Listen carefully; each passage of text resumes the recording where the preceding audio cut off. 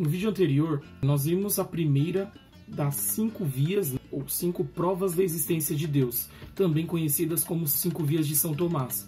Nós vimos que na primeira via, ou primeira prova da existência de Deus, através de conceitos, que vocês devem se lembrar, aí, o conceito de ato, o conceito de potência, para que o ato e a potência realizem aquilo que nós chamamos de mudança ou movimento, nós vimos que essa demonstração ela chega na conclusão de que deve haver um primeiro ser e que este ser ele é simplesmente ato, ele não tem potência. Se você não lembra muito bem disso, ou se você não assistiu a esse vídeo, peço que você então clique aí no link logo acima para que você entenda essa base da primeira via ou primeira prova da existência de Deus. Agora que nós chegamos a este ponto da prova da existência de Deus, a prova número 1, nós entendemos então que o primeiro ser, ele não pode ter potência, ele deve ser ato puro e deve ter todas as qualidades, como nós vimos em ato e em grau absoluto. E isso por quê? Ora, porque se ele tivesse potência para receber alguma qualidade, ele mudaria. Só que como nós vimos, nessa mudança, para que ela aconteça, ele, tendo potência, deveria receber a qualidade de um outro ser anterior a ele. Mas se ele é o primeiro ser, não tem como haver um ser anterior a ele. Logo, ele não pode ter potência para, no caso, receber a qualidade de um outro ser. Ele deve ser, ou ele deve ter em ato todas as qualidades. E todas as qualidades de maneira perfeita, em grau absoluto.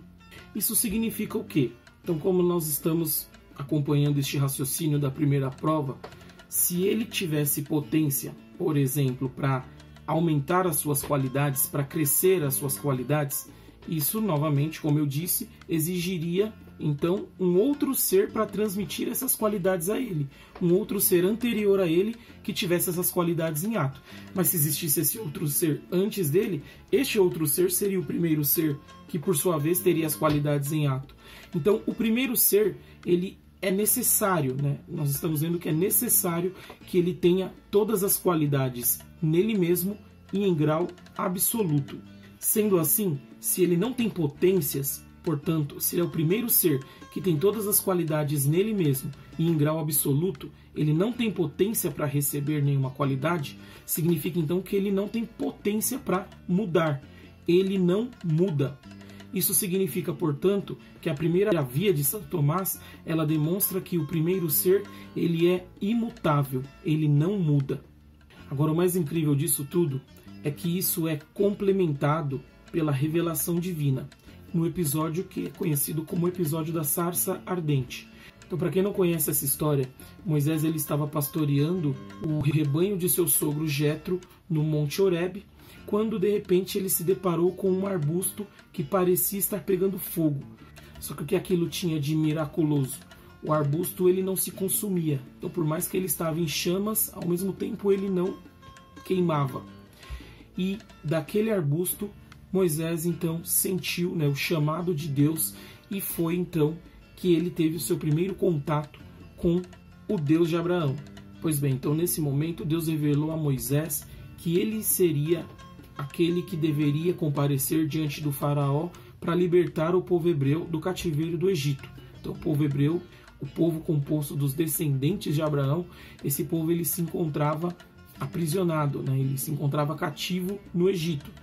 E depois de passar as instruções a Moisés, Moisés perguntou a Deus qual era o nome de Deus, ou como ele deveria dizer ao povo que se chamava aquele Deus que o havia enviado.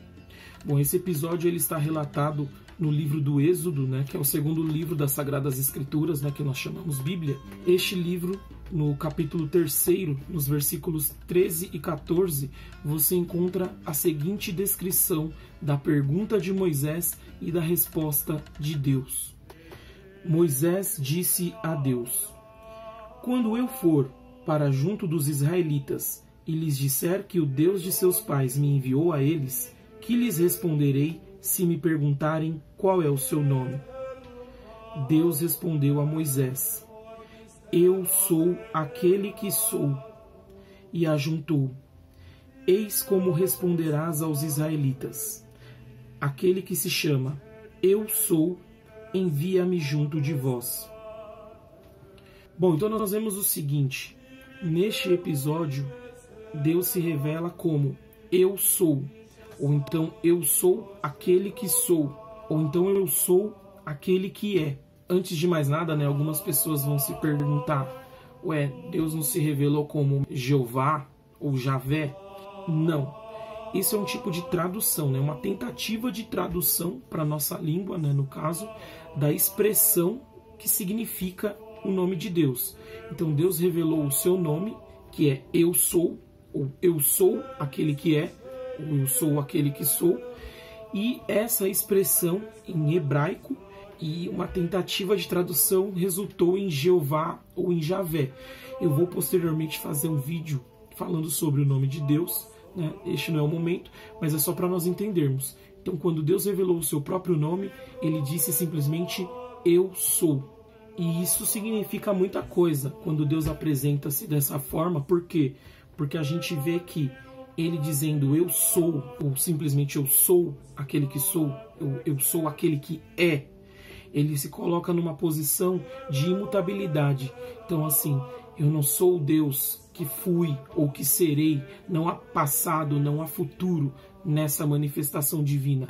Ele se revela como aquele que é, que simplesmente é, no presente, em todos os tempos, em todas as épocas. Porque para Deus não existe passado ou futuro.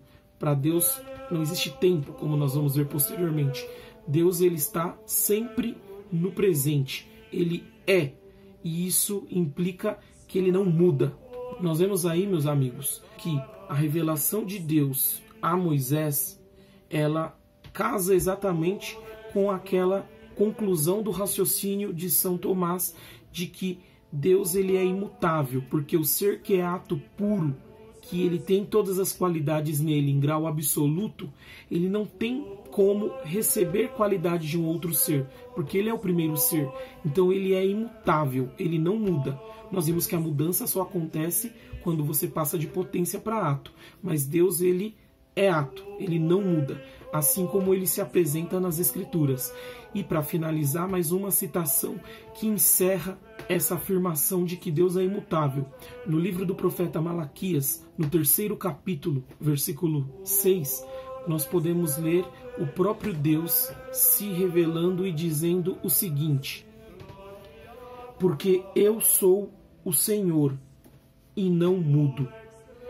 A primeira prova, ela nos demonstra que é necessário que o primeiro ser, ele seja um ser de ato puro, ele seja o ser, né, em grau absoluto, portanto, sem potência, sem capacidade de mudança. Então, que o primeiro ser, ele não muda, ele é imutável. E nós vemos que a Sagrada Escritura, a revelação, ela nos mostra Deus se revelando aos profetas como aquele que é, aquele ser que é imutável. Bom, nos próximos vídeos eu vou apresentar para vocês, ainda seguindo essa primeira prova. Nós estamos na primeira de 5 provas, né? Na primeira de 5 vias. Ainda nessa primeira prova nós vamos conhecer algumas características de Deus. Então hoje nós vimos que Deus, ele é imutável.